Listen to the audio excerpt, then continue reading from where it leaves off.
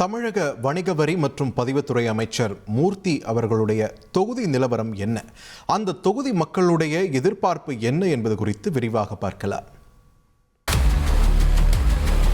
மக்களே, உங்க தொகுதி பத்தி கொஞ்சம் தெரிஞ்சுக்கோங்க.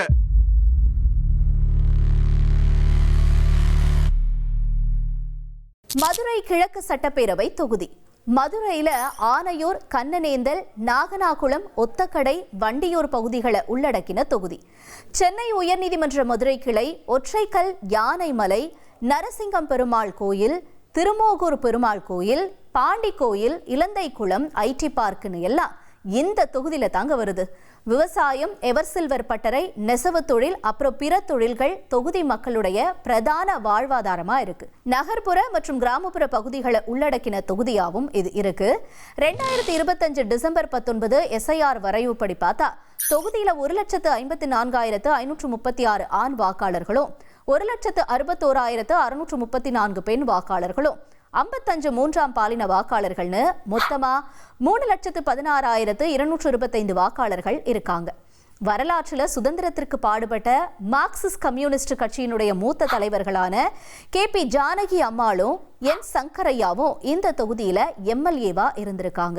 தொகுதியில இதுவரைக்கும் நடந்த தேர்தல்கள்ல அதிகமா மார்க்சிஸ்ட் கம்யூனிஸ்ட் கட்சி 5 முறை ஜெயிச்சிருக்காங்க.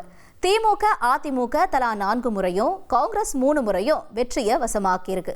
தொகுதியில 2016 தேர்தலில் திமுக வேட்பாளராக களமிறங்கின P மூர்த்தி வெற்றி பெற்றிருந்தாரு.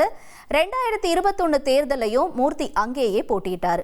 அவருக்கு எதிராக அதிமுக கோபாலகிருஷ்ணனை களமிறக்குச்சு. தேர்தல் முடிவில் P மூர்த்தி 1,22,729 வாக்குகளை பெற்று வெற்றி பெற்றார். அதிமுக வேட்பாளர் கோபாலகிருஷ்ணன் 73,125 வாக்குகளை பெற்று தோல்வியடைஞ்சார். 49,604 வாக்குகள் வித்தியாசத்துல மூர்த்தி வெற்றியை வசமாக்கியிருந்தாரு. இந்த தொகுதியில நாம் தமிழர் வேட்பாளர் லதா 17,668 வாக்குகளை பெற்று கவனத்தை ஈர்த்திருந்தார்.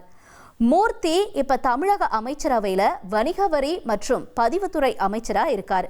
இப்ப அமைச்சரோட தொகுதின்ற VIP அந்தஸ்து பெற்றிருக்கக்கூடிய மதுரை கிழக்கு தொகுதியில யார் யார் வேட்பாளரா களமிறங்க போறாங்கன்ற எதிர்பார்ப்பு அதிகரிச்சிருக்கு.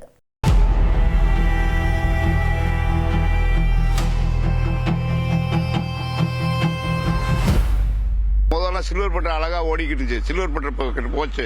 விவசாய நிலங்களும் சரியா இது பண்ண முடியல.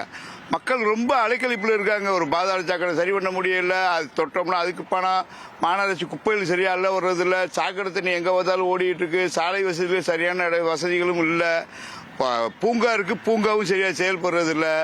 அமைச்சர் அவர்கள் கவனத்திற்கு போனாலுமே அதுக்கு கீழே உள்ளவங்க வந்து செய்யறாங்களா செய்யலன்ற கூட தெரியல. மக்கள் ரொம்ப அலைக்கழிப்பில் இருக்காங்க. இப்ப நெசவாளர்களுக்கு பட்டா வந்து முந்தி கொடுத்துட்டு இருந்தாங்க. இப்ப நிலையூர் பக்கம் எல்லாமே கொடுத்துருந்தாங்க. இப்ப வந்து நெசவாளர்களே வந்து அந்த தொழிலை விட்டுட்டு போற அளவுக்கு நூல்கண்டோட விலையேற்றங்கள் வந்து அதிகமாக கூடிருச்சு. அதோட வந்து மூலாதார பொருள்களோட விலை வந்து எவர்சில்வர் பட்டறைக்கு வந்து அதுக்கு வந்து கூடிருச்சு.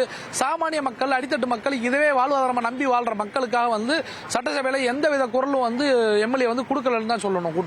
தனி நலவாரியம் அப்படி கொண்டு வந்தா ஒத்தக்கடை மட்டும் இல்லை, தமிழ்நாட்டில் பல்வேறு பகுதிகளில் திருப்பூர், காரைக்குடி, சென்னை, இந்த பல்வேறு பகுதிகளில் இது வந்து இருக்குது இந்த தொழில். அப்போ அந்த தொழிலாளர்கள் அனைவரும் வந்து இந்த கட்டுமான தொழிலாளர்களுக்கு எப்படி ஒரு நலவாரியம் இருக்குதோ அதே மாதிரி எவர்சில்வருக்கு ஒரு நலவாரியம் இருந்தால் இது வந்து அனைவரும் இது பயனடைவாங்க. நேரடியாக வந்து சிறு தொழிலில் இருக்கிற எங்களை மாதிரி உதிரி தொழிலாளர்களும் அவங்களுடைய குழந்தைகளும் எதிர்காலத்தில் பயனடையும். கிழக்கு தொகுதியில் வந்து ஒரு தொழில் மையமான இண்டஸ்ட்ரியல்ஸ் அண்ட் வந்து IT கம்பெனிஸ் உண்டான வசதிகள் இப்போதைக்கு கம்மியான இதில் வந்து இருந்துக்கிட்டு இருக்கு. ஆனால் இதுக்குண்டான பரப்பளவும் வந்து அதிகமாக இருக்குது.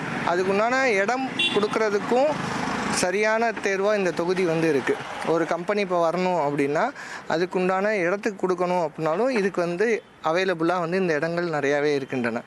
ஆனால் வேலைவாய்ப்புகள் வந்து கம்மியாக இருக்குது. இந்த தொகுதியில் உள்ள நிறைய பேர் வந்து வெளியூர் சென்று வேலை தேடக்கூடிய அவலங்கள் இருக்குது.